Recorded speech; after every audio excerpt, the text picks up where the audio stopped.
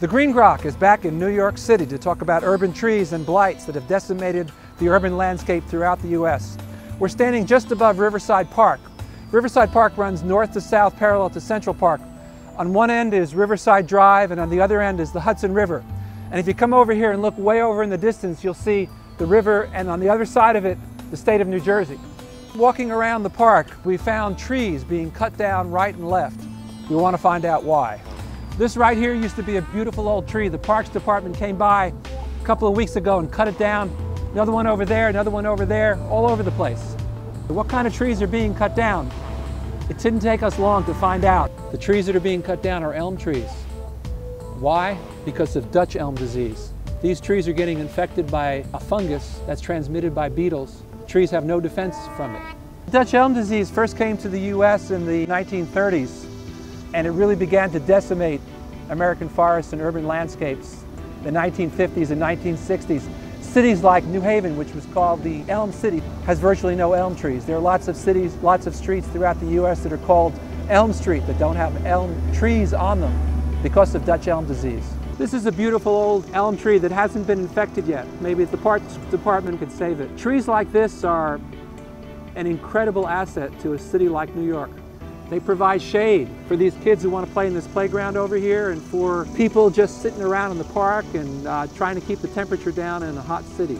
They provide habitat for the birds, but they're threatened by diseases like Dutch elm disease, and they've been threatened in the past. This is not the first time. There's a sad story about urban trees. The American chestnut, native tree to the eastern part of the United States, huge forest, a great tree, hard wood, great for furniture, was struck by a fungus, an invasive fungus, in the early part of the 20th century and virtually wiped out billions upon billions of trees. And then of course the Dutch elm disease. Now we're faced with a new blight. It's the emerald ash borer, and it's threatening ash trees throughout the country. Ash trees are fundamental to the American pastime, baseball. Those bats are made from ash, and now those ash trees are under threat by an invasive little bug called the emerald ash borer.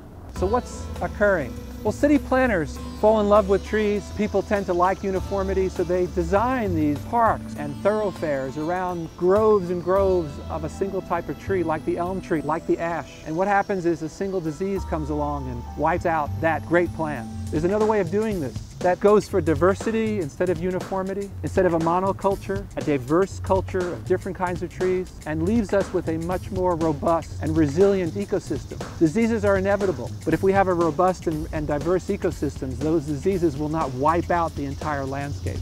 Diversity is a great thing. Biodiversity throughout the globe is a great thing. And scientists have been telling us how important biodiversity is on a global scale. Because of global warming and habitat loss, we're seeing extinctions of species on a scale that's never been seen before in modern times. Why are we concerned about that? Because we're losing diversity, we're losing resilience in our biosphere, in our ecosystem. Diversity is something we need to cultivate rather than lose. And the lesson that we're seeing in cities throughout the U.S., in Riverside Park right over here, where you see the streets lined with one elm tree after another, is that we need to plan for diversity rather than for symmetry, uniformity, and monocultures. Okay, well that's it for the Green Grok today. Come visit us on our website, www.thegreengrok.com, where we post regularly on environmental issues. Write to me and tell me what's going on in your city, what's going on with your trees, and what's going on in your lives, and we'll be happy to hear from you.